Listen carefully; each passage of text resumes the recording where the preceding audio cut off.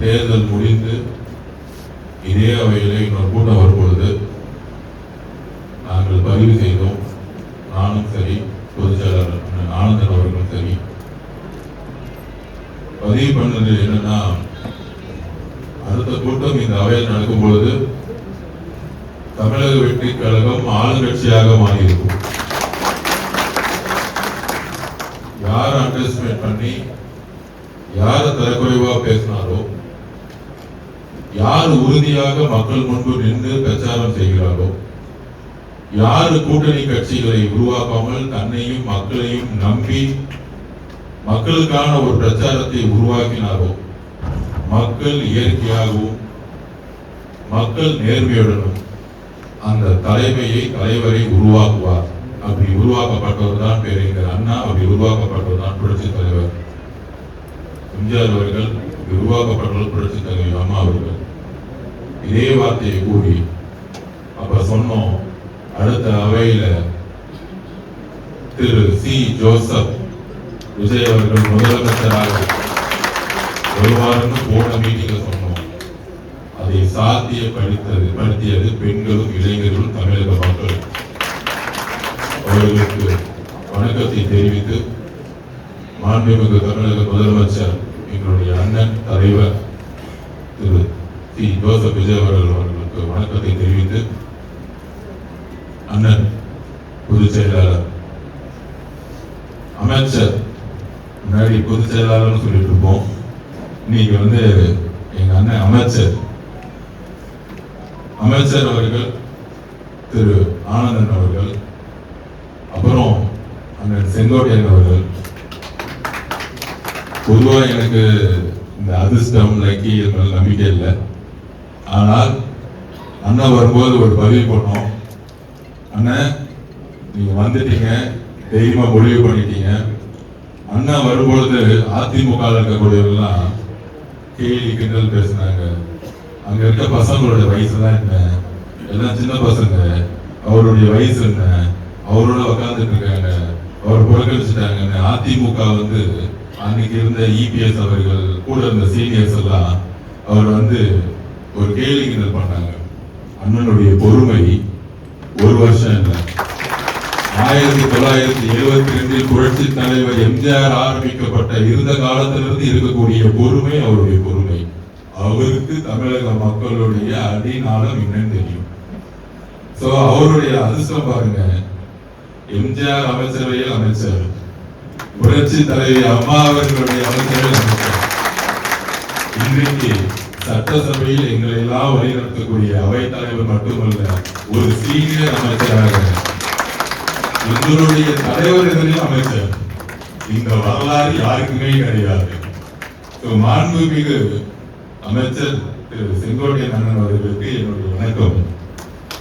எங்களுடைய சகோதரர் அமைச்சர் திரு வெங்கட்ராமன் அவர்களுக்கும், என்னுடைய சகோதரர் திரு ராஜ்மோகன் அமைச்சர் அவர்களுக்கும், அக்கா எங்களுடைய சகோதரி விஜயலட்சுமி அவர்களுக்கும், எங்களுடைய சகோதரர் அமைச்சர் குமார் அவர்களுக்கும், எங்களுடைய சகோதரர் திரு விஜய தமிழன் பார்த்திபன் அமைச்சர் அவர்களுக்கும், சபரிநாதன் சகோதரர் கொரோனா அவர்களுக்கும், அருள் பிரகாசம் சைதாப்பேட்டை எம்எல்ஏ அவர்களுக்கும், இங்கு வந்திருக்கக்கூடிய அனைத்து கட்சிகளும், குறிப்பாக புரட்சி தலைவர் அவர்களால் உருவாக்கப்பட்டு புரட்சி தலைவர்களால் உங்களை வழிநடத்தி இன்றைக்கு தமிழக சூழ்நிலையில் பல்வேறு கேள்விகளுடன் ஒரு எதிர்கால பிரச்சனை இருக்கும் பொழுது அதிமுகவிலிருந்து வந்திருக்கக்கூடிய இந்நாள் மாவட்ட செயலாளர்கள், முன்னாள் மாவட்ட செயலாளர்கள், முன்னாள் எம்எல்ஏக்கள்,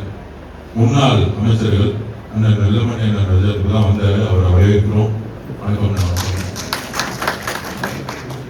அந்த மாதிரி ஆக சிறந்த நிர்வாகிகள், மக்களுடன் தொடர்பில் இருக்கக்கூடியவர்கள், தொழிற்சங்க நிர்வாகிகள் எல்லோருக்கும் தமிழக வெற்றி கழகத்தின் சார்பாக வணக்கத்தை தெரிவித்து, எதற்காக தமிழக வெற்றி கழகம் இந்த 15 நாட்கள்ல என்ன சாதனை செஞ்சாங்க அப்படின்னு திமுகவும் அதிமுகவும் கேள்வி கேட்டிருக்காங்க. இந்த ஒரு 15-20 நாள்ல என்ன சாதனை? தமிழ்நாட்டில் மதச்சார்பினையும் சமூக நீதியை பார்க்கணும்னு ஒரு அரசியல் இருக்கும்.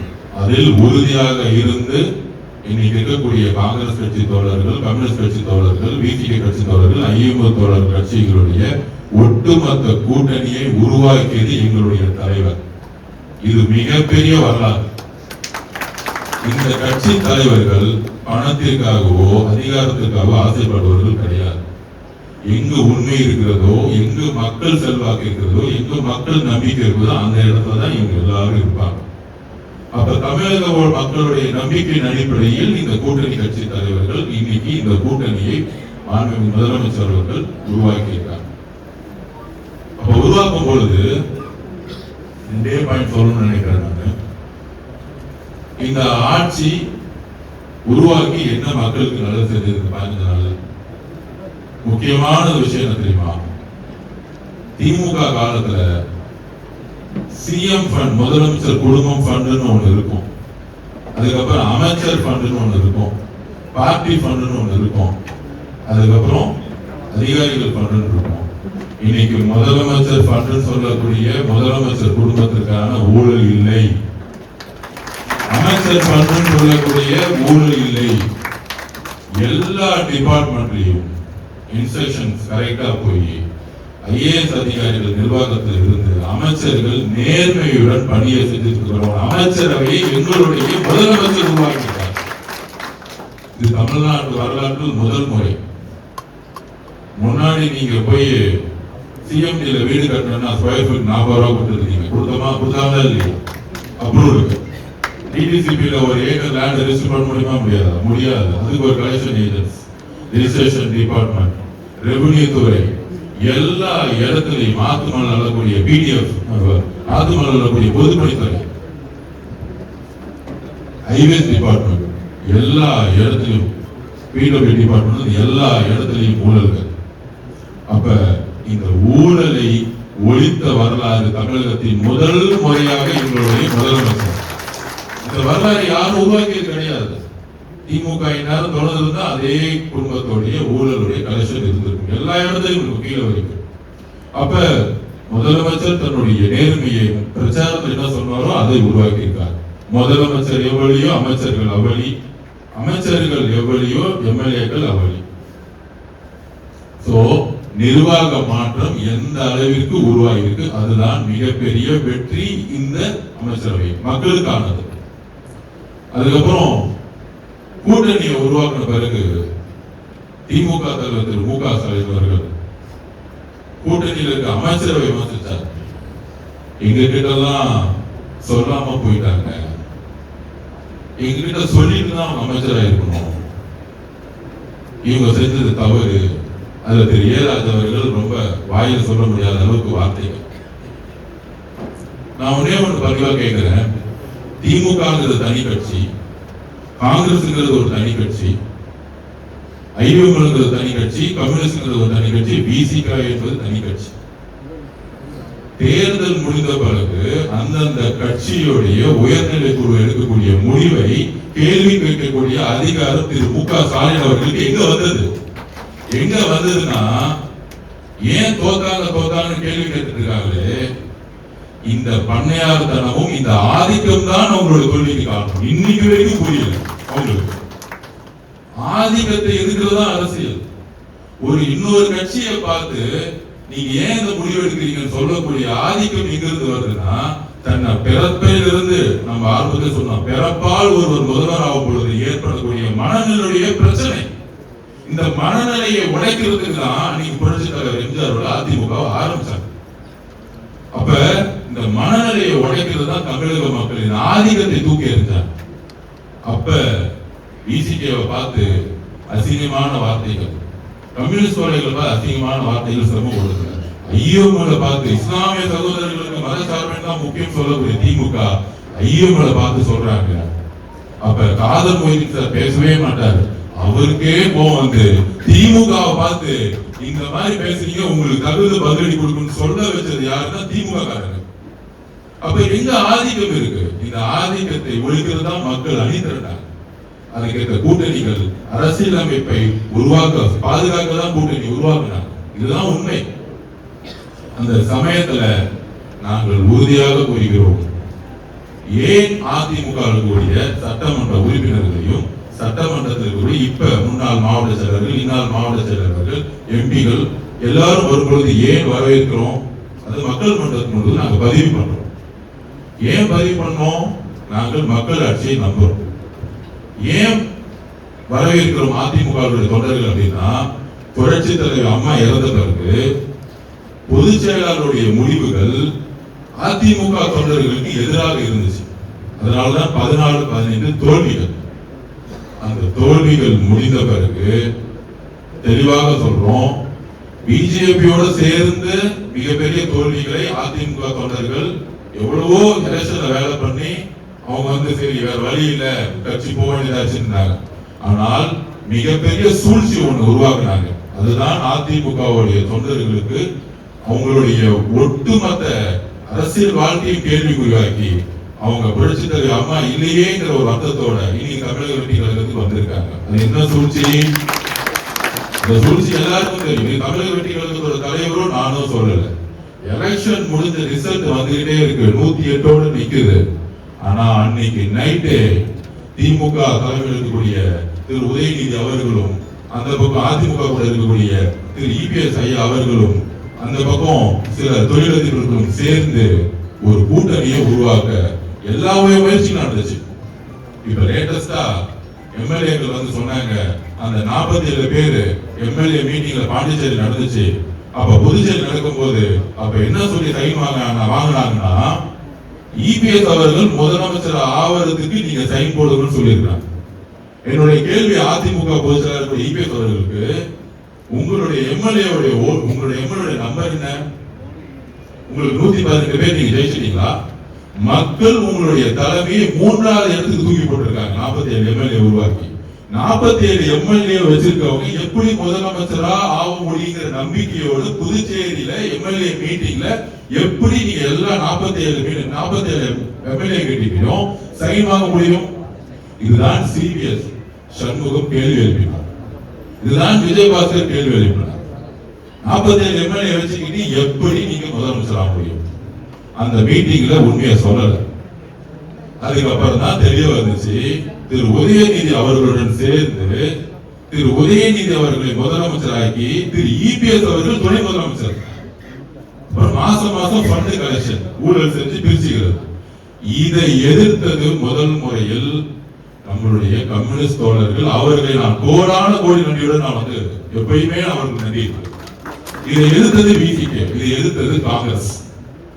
அதனாலதான் நீங்கள் தலைவர்கள் நம்பிக்கை வைத்து காங்கிரஸ் கட்சி ஆதரவு கொடுத்து கம்யூனிஸ்ட் கட்சிகளும் பிசிகேவும் ஐயோக்களும் ஆதரவு கொடுத்தார். திரு மார்க்சிஸ்ட் கம்யூனிஸ்டுடைய தலைவர் திரு பேபி அவர்கள் ஓபனா மீட்டிங் கொடுத்தாங்க. நாங்கள் ஏன் தமிழக வெற்றி கழகத்தை ஆதரிக்கிறோம்னா, நாங்கள் ஆதரிக்கவில்லை என்றால், சொன்ன வார்த்தை நாங்கள் ஆதரிக்கவில்லை என்றால், மதசார்பற்ற கொள்கையில் உறுதியாக இருக்கக்கூடிய மார்க்சிஸ்ட் கட்சி சொன்னது, நாங்கள் ஆதரிக்கவில்லை என்றால் திமுகவும் அதிமுகவும் பிஜேபியும் சேர்ந்து இங்கு ஒரு ஆட்சி உருவாக்குவது. இது பீப்புள் மேண்டேட்டுக்கு எதிரானது. பீப்புள் மேண்டேட் மக்களுடைய தீர்ப்புக்கு எதிரானது. சொன்னது பேபி அவர், சொன்னது காங்கிரஸ் கட்சி. அப்ப என்ன மாதிரி சூழ்ச்சியை திமுகவும் அதிமுகவும் சேர்ந்து உருவாக்கி, அந்த உருவாக்கம் உண்மையான புரட்சி தலைவருடைய புரட்சி தலைவியுடைய தொண்டர்களுக்கு அதிமுக தலைமை மீது மிகப்பெரிய அதிருப்தியை உருவாக்கியது. அப்ப ஏன் அதிமுக எம்எல்ஏக்களும் எங்களுடைய கூட்டணி கட்சிகளுக்கு நாங்கள் பதிவு பண்ணோம். நேரே போன் பண்ணி நான் சொன்னேன், எந்த எம்எல்ஏயும் எதையும் ஆஃபர் கொடுத்து தமிழக வெற்றி கழகம் கூப்பிடல. அப்படி ஒரு தலைமை எங்களுக்கு கிடையாது. இயற்கையாக நேசிச்சு அன்புடன் அதிமுக இருக்கக்கூடிய எம்எல்ஏக்கள், முன்னாள் எம்எல்ஏக்கள், எம்பிக்கள் வராங்கன்னா எங்கள் மீது நம்பிக்கையும் எங்கள் தலைவர் மீது நம்பிக்கையும் மட்டுமே அவங்க வராங்க. வரக்கூடியவர்கள் நாங்கள் அன்போடு ஒரு குடும்பம் மாதிரி நாங்க இருந்திருக்கோம். நாங்க மாற்று கட்சியில் நாங்க செங்கோட்டையன் வரும்பொழுது இன்றைக்கு தலைவர் அவர் கொடுக்கக்கூடிய ஒரு மரியாதை இருக்கு, தன்னுடைய சொந்த குடும்பம் மாதிரி மரியாதை கூட. இதை பார்த்து எல்லாரும் வராங்க. இதுதான் உண்மையான அதிமுக. ஏன்னா எங்க தமிழக வெற்றிகளும் ஒரு குடும்பம். இங்க ஒருத்தர் பழி வாங்குறது, ஒருத்தர் இருக்கிறது அது கிடையாது. அதை பார்க்கும் பொழுது இந்த ஒரு எண்ணம் தான் அதிமுக இருந்து ஒரு கட்சியிலிருந்து எம்எல்ஏ இருந்தாலும் நாங்க ரிசைன் பண்ணிட்டு தமிழக வெற்றி கழகத்தில் இணைந்து நேர்மையாக தேர்தலை எதிர்கொண்டு வாழ்நாள் முழுவதும் தமிழக வெற்றி கழகத்தில் இருக்கணும் உறுதிமொழியோட வராங்க. அப்படி வரவேற்கும் பொழுது அப்படி வரும் பொழுது அன்புடன் வரவேற்கக்கூடிய இடத்தில் தமிழக வெற்றி கழகம் தலைவரும் நாங்களும் இருக்கிறோம். ஏன்னா புரட்சி தலைவர் எம்ஜிஆர் அவர்கள் எதற்காக கட்சியை உருவாக்கினாரோ அவருடைய குறிக்கோளில் வழியில் நடக்கக்கூடிய தமிழக வெற்றி கழகம். அப்ப புரட்சி தலைவர் உயிரோடு இருக்க வரைக்கும் திமுகவுடைய குடும்பம் என்னதான் சூழ்ச்சி செஞ்சுச்சுன்னு அவங்களுக்கு தெரியும். அவங்களுடைய இறப்புக்கான காரணமும் யாருங்கிறது தெரியும். அப்படி இருக்கும் பொழுது அதிமுகவுடைய பொதுச்செயலர் திரு இபிஎஸ் அவர்கள் இந்த ஸ்டாண்ட திமுகவுடன் சேர்ந்து ஸ்டாண்டை எடுத்த ஒரு விஷயம் தான் இன்னைக்கு ஒட்டுமொத்த அதிமுகவுடைய எல்லா தொண்டர்களும் 90% தொண்டர்கள் அதிமுக திமுக தூக்கி எறிவது தமிழக வெற்றி கழகத்தோட சேர்றதுக்கு முற்பட்டாங்க. அதோடைய முதல் மீட்டிங் தான் அண்ணன் பொதுச்செயலாளர் அவர்களுடைய தலைமையில் இன்றைக்கு தொழிற்சங்கமா இருந்தாலும் சரி, முன்னாள் மாவட்டம் முன்னாள் எம்எல்ஏ பின்னால் எம்எல்ஏ எல்லோரும் சேர்ந்து தமிழக வெற்றி கழகம் தான் நீ எதிர்காலம், தமிழக வெற்றி கழகம் தான் மக்களுக்கு உண்மையான ஆட்சியை உருவாக்க முடியும். அதோடு ஒரே ஒரு தலைமை தான் தமிழ்நாட்டில் இருக்கு, வேற எந்த தலைமையும் நேர்மையாக இல்லைன்னு எங்களுடைய தலைவர் ஸ்ரீ ஜோசப் விஜய் அவர்களை நம்பி நீங்கள் கட்சியில் வந்திருக்கீங்க. இதுதான் உண்மை. இப்ப இவங்க 2 பேர் எடுத்த மாதிரி வந்தாங்க, திடீர்னு 2 பேர் எடுத்த மாதிரி ஒரு டிராமா இருந்தாங்க. அண்ணன் சண்முகண்ணனும் விஜயபாஸ்கர் அவர்களும் உடன்படிக்கையில நியூஸ்ல வந்துட்டு இருக்கு. இந்த மாதிரி கட்சிகள் 4, 5, 6 இருந்து உடைந்து கடைசியில் என்ன தெரியுமா, முன்னாள் முதலமைச்சர் ஓபிஎஸ் அவர்கள் சேர்ந்த திமுக போய் புரட்சி தலைவி அம்மா அவர்களால் முதலமைச்சராக்கப்பட்டவர்கள்.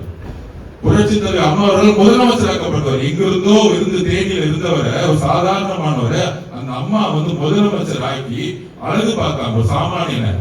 ஆனா அந்த அம்மா இறந்த பிறகு ஒருவேளை நமக்கு சீட்டு கிடைக்கும் அரசியலிருந்து ஒதுங்கன்னு அவருக்கு தோணல. எந்த திமுக புரட்சி தலைவி அம்மா அவர்களை தூக்கி எறிந்ததோ அதே கட்சியில போய் இன்னைக்கு ஒரு எம்எல்ஏ இருக்கிறார்.